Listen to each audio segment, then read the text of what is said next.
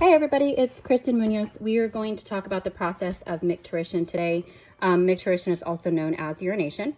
In small children, micturition is an involuntary reflex, but as we age, we gain control over our ability to urinate. There are several steps to micturition, and the first few steps are controlled purely by the micturition reflex. They make up the involuntary actions. The second step of micturition is controlled by the micturition center in the pons, and they make up the voluntary portion of all of our actions. Now, as urine collects in the urinary bladder, which right here you can see, the detrusor muscles, which are right here, here's our muscle fibers to our detrusor muscles, they are relaxed and the urethral sphincter remains closed. But once there's about 200 milliliters of fluid in the bladder, the body begins to initiate the micturition reflex. So as you can see, once the bladder gets full, it's going to actually start this automatic portion that we just talked about.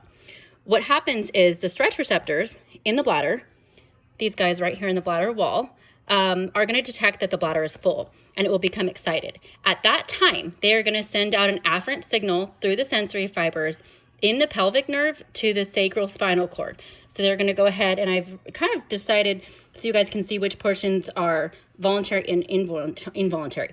So they're going to go ahead and they're going to send that signal out, and it's going to end up here in our sacral segments of our spinal cord.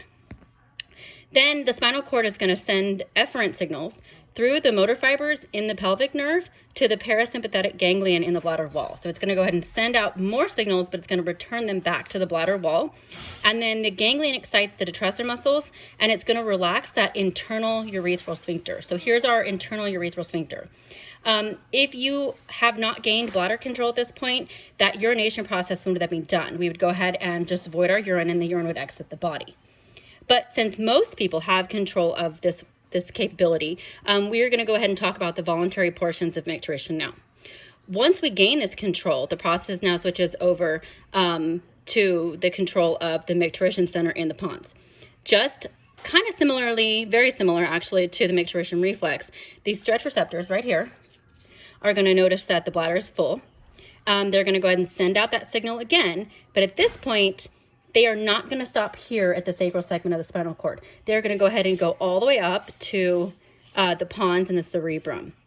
Now, if it's a good time for you to use the restroom and you're able to avoid your urine, the pons will then return the signal, and it will go ahead and excite the spinal neurons that keep, the pons will go ahead and send that signal to the spinal interneurons to excite that detrusor muscles and relax that internal urethral sphincter and go ahead and use the restroom, and the urine will be voided. But if it's not a good time, the cerebrum is actually going to send out a signal. It's going to say, wait, don't move. Stop right here.